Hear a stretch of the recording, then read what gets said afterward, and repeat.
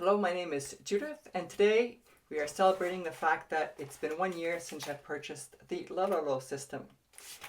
Welcome to Cordial Couture, and for those of you who are new to the channel, I am an amateur sewist of intermediate level, and I sew in my spare time.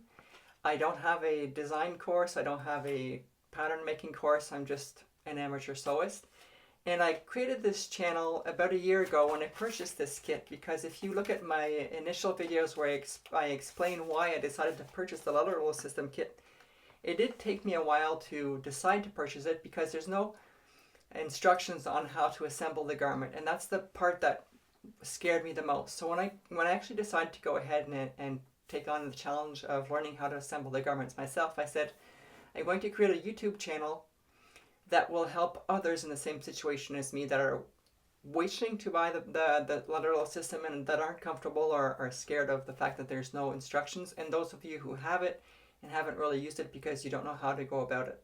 So during my journey in the past year, I've been, and for the next year as well, I'm sharing with you what I'm making. You'll see my mistakes, you'll see my comments, and that's sort of the purpose of my channel at the moment.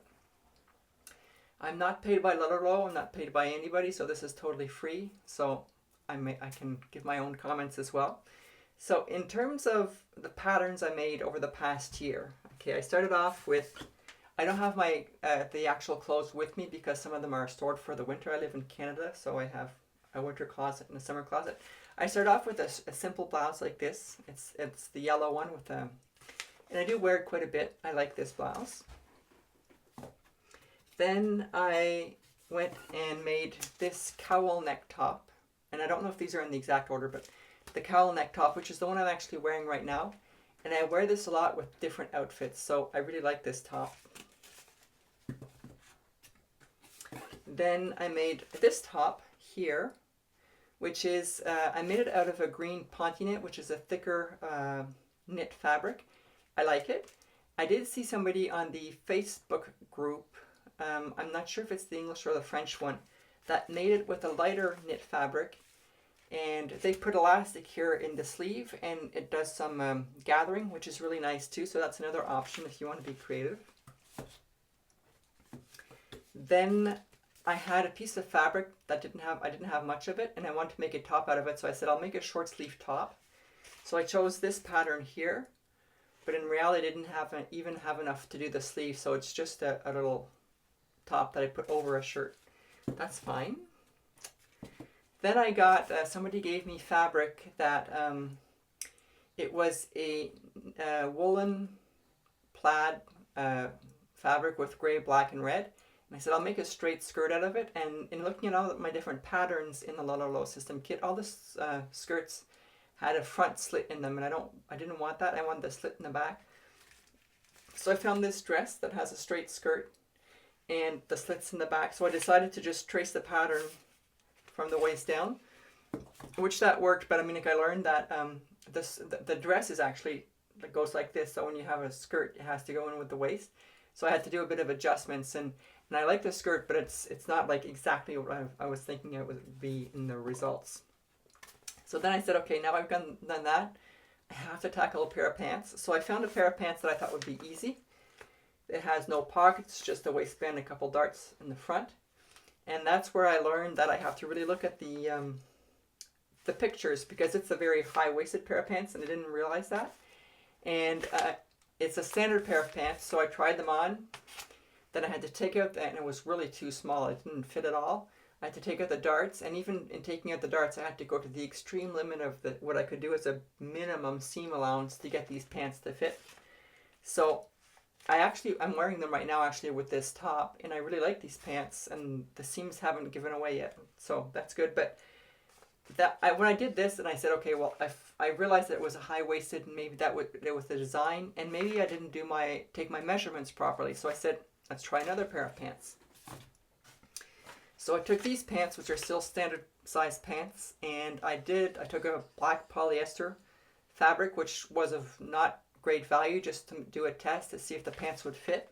So here you have the darts, and even with the standard pants I had to take out the darts again, so that sort of doesn't respect the style. So now I have a pair of black polyester, no plant, and it's very plain pants that they're stored away for the winter. I might adjust them again, but it's not what I was looking for. So that's, and this time I really took my measurements properly. So this, I said, okay, so standard pants don't fit me. I am 5'9.5", so I'm taller, I'm sturdier than the average person.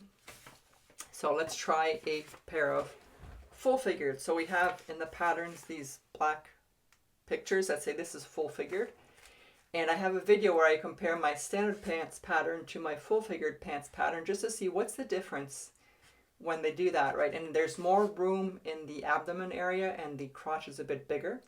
So I actually put these, made these pants, and I did them out of a wool crepe fabric, off-white. I like them, but I realize now with hindsight that there's something I'm not doing with the way I put in my zippers. So in my next pair of pants, I'll really delve into that and get the right way of putting in the zippers. So I have a bit of adjustments, but they are a bit big, and I realize also that the pictures here tend to have the legs slimmer than they are. They're always wider than they look on the picture. So that's something to know for Lutterloh. So that was my pair of pants exercise. Then I went back to making a top, and I made this top. And in this top, I really took the time to figure out how to do the inside finishings properly.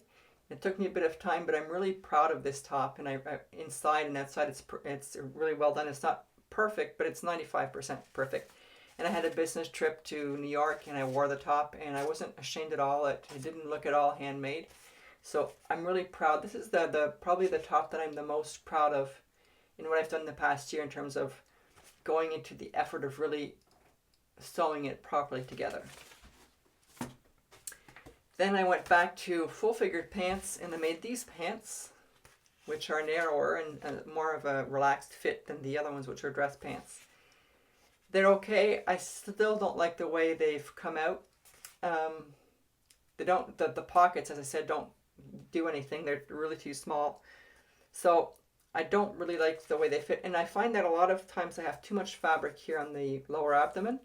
So I'm going to try to figure out with the pants I'm making now, because I think there's also a lot of fabric here compared to the other pants I make, how to adjust that. So still, pants are the toughest thing to make when we sew, I believe, and to adjust, because we really have different body sizes. It's not like a top. So I'm still working on how to get the right pants to look on my figure.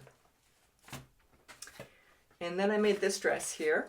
So I had a fabric that I bought last summer, and it's got lots of red flowers and all that kind of stuff. And I said, I'll make this dress. Made it. I didn't quite get the front middle part quite right, and there was really low cut. There's a lot of low cut stuff in Lutterloh, but it just doesn't suit me. There's something about, I don't know if it's the fabric. It's probably the fabric. I have to stop buying these flowery things. I think it's not my style. And then I noticed that if it based on my body shape, if it starts going out from under the arm out this way, there's no waist or anything. It doesn't suit me. It looks like I'm wearing a tent or a maternity clothes from the 1970s or something like that. I need to have something that's more defined here, and then it goes out. That's what suits me better. So I did look, and I looked at a lot of the full figured patterns, and I have to be careful which ones I choose. So in the past year, and the last piece I did here was the summer top, which was the red top I made, which is very loose fitting. So over the past year, because now I'm doing YouTube and it takes a bit more time to sew because I'm filming at the same time in 2 languages, I said I have to take the time to really choose well which patterns I'm making, because it's an investment in time. And over the year, I got caught on YouTube on, what do you call those things? Color analysis. So I spent a bit of time trying to figure out, am I a summer? Am I a spring? Am I a light summer? And I don't like these colors and all that kind of stuff.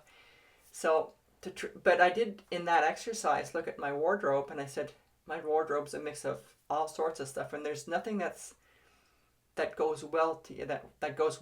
It's this or this or this, but it's like, so I'm going to, in the next year, and I tried to purchase more fabric that is in a certain color palette that I can mix and match easily and have a bit of a more harmonious wardrobe if you want. So that's something I'm trying to do.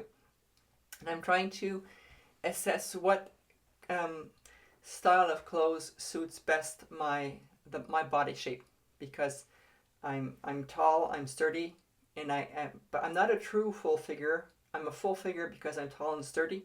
I do have a stomach, but I don't have like an apron belly or whatever that. So there's things that I have to figure out which style. So that's where I think that I spent some time in the full figured area for tops and that, and I see that there's not as much adjustments, and that makes it doesn't suit me as well. So I think this year I'm going to go back to the standard and just adjust if I have to.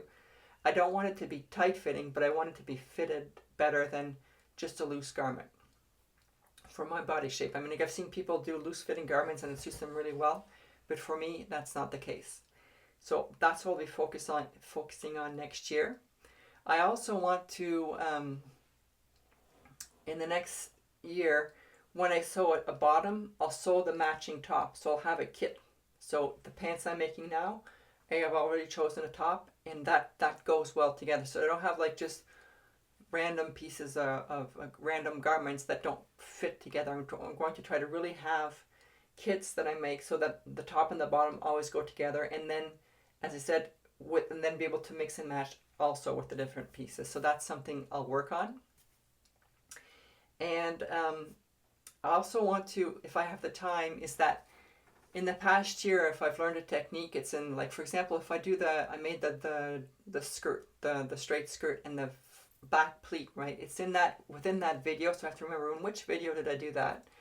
So I'm going to try going forward is that when I have a special technique, a certain thing, it'll be within the video, but also take that section and create a separate video. So in my playlists, I'll have sewing techniques, and it'll be the back pleat on a skirt, or sewing a zipper on a pair of pants, or whatever. If there's something special, I'll try to have it as an individual video that's easier to find than to remember in which video I did that technique. And I'll probably cross-reference them. So I'll try to do that at the same time this year.